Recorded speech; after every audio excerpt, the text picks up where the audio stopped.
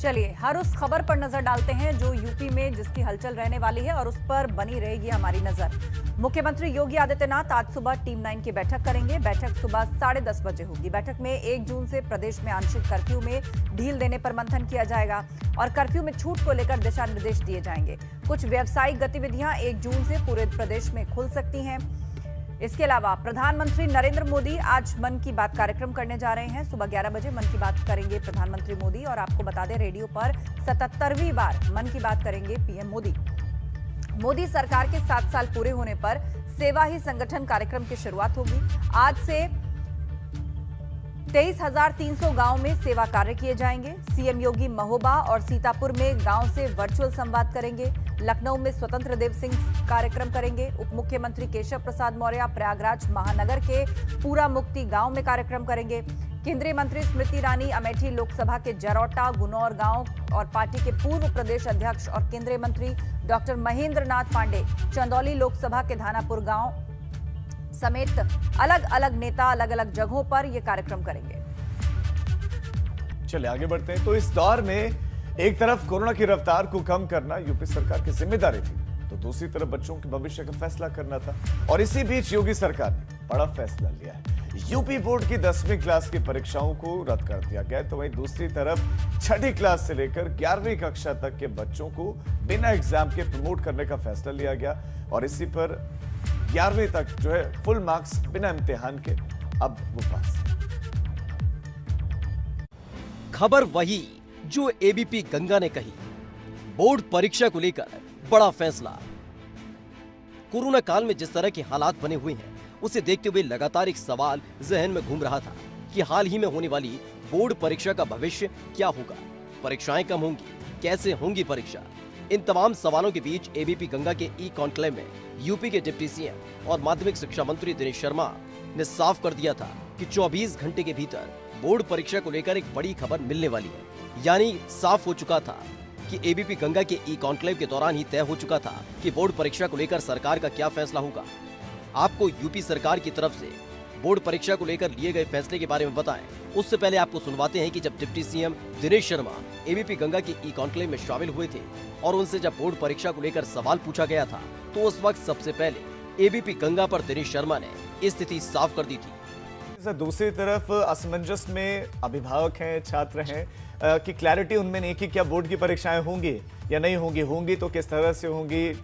क्या इस पर आप कुछ जो है क्लैरिटी देंगे उन्हें? मैं ये कह सकता हूं कि आपका चैनल में पहली बार कह रहा हूं कि आज से कल तक में आपकी शंका का समाधान भी हो जाएगा। जनता का हित, छात्र का हित और अभिभावक का की चिंता का निवारण इस सरकार की प्राथमिकता है और सरकार सारी चीज़ों का वृहद पैमाने पर परीक्षण करने के बाद छात्रों के हित में जो भी निर्णय होगा आज से कल तक में हम ले लेंगे। एबीपी गंगा के कॉन्क्लेव के दौरान यूपी के डिप्टी सीएम दिनेश शर्मा ने जैसे ही बात रखी, सबकी निगाहें घड़ी पर टिकी हुई थी कि कब और कितने बजे तक बोर्ड परीक्षा कराने को लेकर स्थिति साफ होने वाली है।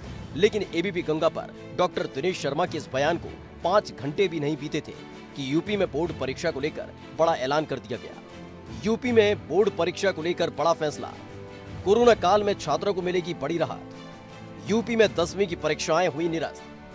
कोरोना काल के दौरान लगातार योगी सरकार अलर्ट मोड पर थी और इसी को देखते हुए वीकेंड लॉकडाउन को आंशिक लॉकडाउन में तब्दील कर दिया गया था। ऐसे में सबसे बड़ी चुनौती योगी सरकार के सामने बोर्ड परीक्षा कराने को लेकर थी, जो पिछले साल कोरोना की पहली लहर में भी प्रभावित हुई थी। ऐसे में कोरोना के घटते ग्राफ के बीच योगी सरकार ने बड़ा कदम उठा दिया है। छात्रों को लेकर अलर्ट मोड पर योगी सरकार, परीक्षा के मद्देनजर नहीं लिया जाएगा रिस्क। एबीपी गंगा की ई कॉन्क्लेव में डॉक्टर दिनेश शर्मा के बयान से साफ हो चुका था कि बड़ा फैसला आने वाला है, जिसमें बोर्ड परीक्षा के होने या न होने की स्थिति साफ होगी। शाम होते होते यूपी के deputy CM doctor Dinesh Sharma ने पूरी तस्वीर साफ कर दी कि ना तो छात्रों के भविष्य को लेकर कोई रिस्क लिया जाएगा और न ही उनकी सुरक्षा को लेकर। और इसी के साथ ऐलान कर दिया गया कि इस बार 10वीं की बोर्ड परीक्षा रद्द कर दी गई है। उत्तर प्रदेश के माध्यमिक शिक्षा परिषद तथा अन्य बोर्डों के जो 6ठे, 7वें, 8वें, 9वें और 11वें के विद्यार्थी थे, उनके संदर्भ में ये निर्णय लिया गया कि उनको प्रमोट किया जाएगा। और इसी तरीके से हाई स्कूल के जो विद्यार्थी होंगे माध्यमिक शिक्षा परिषद बोर्ड के, उन विद्यार्थियों उन छात्रों को भी प्रमोट करने का निर्णय और हाई स्कूल की जो वर्ष 2021 की परीक्षा है उसे निरस्त करने का निर्णय माननीय मुख्यमंत्री जी के साथ बैठक में। दरअसल जो खाका कोरोना काल में योगी सरकार की तरफ से बोर्ड परीक्षा को लेकर खींचा गया है, उसके मुताबिक यूपी में 10वीं बोर्ड की परीक्षा को निरस्त कर दिया गया है। इसके साथ ही 10वीं के छात्रों को प्रमोट करने का ऐलान कर दिया गया। वहीं कक्षा 6 से 9 तक के स्टूडेंट्स को भी प्रमोट करने का फैसला योगी सरकार ने लिया। इसके साथ ही 11वीं क्लास के स्टूडेंट्स को भी इस सत्र में प्रमोट करने का फैसला योगी सरकार की तरफ से लिया गया है। काल को देखते हुए यूपी सरकार ने यूपी बोर्ड 10वीं के छात्र छात्राओं को बिना परीक्षा ही प्रमोट करने का बड़ा फैसला लिया है। इसके साथ ही ये भी फैसला लिया कि अगर हालात ठीक रहे तो जुलाई के दूसरे हफ्ते में 12वीं के छात्र छात्राओं की परीक्षाएं तो कराई जाएंगी, लेकिन परीक्षा का समय भी घटेगा और उसका पैटर्न भी बदला हुआ नजर आएगा। यानी छात्र छात्राओं को पहले के मुकाबले इस बार की परीक्षा में कम प्रश्नों के जवाब देने होंगे। 10वीं के छात्र छात्राओं को प्रमोट करने का आधार क्या होगा, उसकी प्रक्रिया क्या होगी, इसके ऊपर मंथन जारी है और जल्द ही माध्यमिक शिक्षा विभाग की तरफ से, परिषद की तरफ से उस फॉर्मूले के बारे में भी जानकारी दी जाएगी जिससे ये 10वीं के छात्र छात्राएं प्रमोट किए जाएंगे। जहां एक तरफ कक्षा 6 से लेकर 11वीं तक के बच्चों की परीक्षा को लेकर सरकार की तरफ से साफ हो चुका है कि बिना परीक्षा बच्चों को प्रमोट किया जाएगा, तो वहीं दूसरी तरफ 12वीं की बोर्ड परीक्षा को लेकर भी योगी सरकार की तरफ से चिंतन मनन मंथन के बाद बड़ा फैसला लिया गया कि 12वीं की बोर्ड परीक्षा में शामिल होने जा रहे 26 लाख से ज्यादा बच्चों की परीक्षा जुलाई के दूसरे हफ्ते में कराई जा सकती है, लेकिन वो भी तब जब हालात कंट्रोल में होंगे। स्थिति का जायजा लेने के बाद 12वीं बोर्ड परीक्षा को लेकर फैसला लिया जाएगा।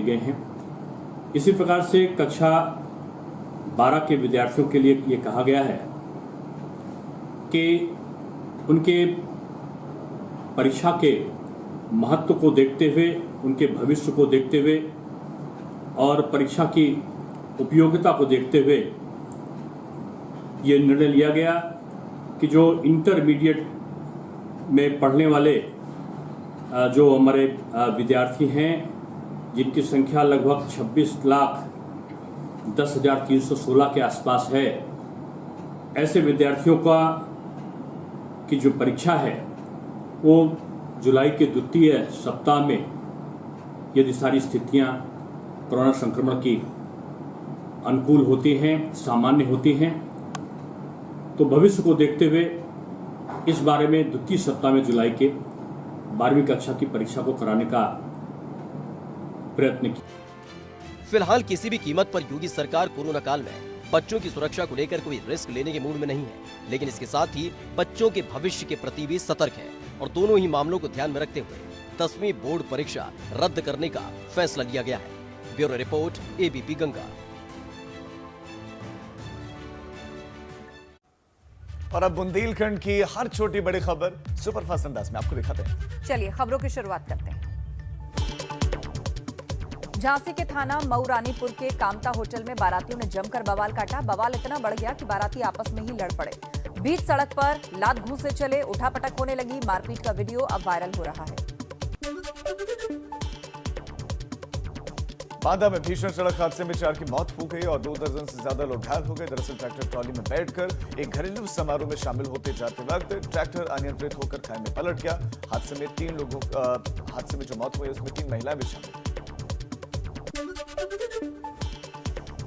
हमीरपुर में गालीबाज स्टेनो पर एसपी ने कार्रवाई की है। स्टेनो संतोष कुमार को एसपी ने निलंबित कर दिया। महिला दारोगा को फोन पर उसने भद्दी भद्दी गालियां दी थी। पीड़ित महिला दारोगा की शिकायत के बाद ये कार्रवाई हुई है। जालौन में 1 जून से 18+ के ऊपर के व्यक्तियों के लिए टीकाकरण अभियान शुरू किया जाना है, जिसको लेकर जिलाधिकारी प्रियंका निरंजन ने एक विशाल मेगा शिविर का आयोजन किया, जिससे 18 साल से ज्यादा की उम्र के लोगों का वैक्सीनेशन हो सके।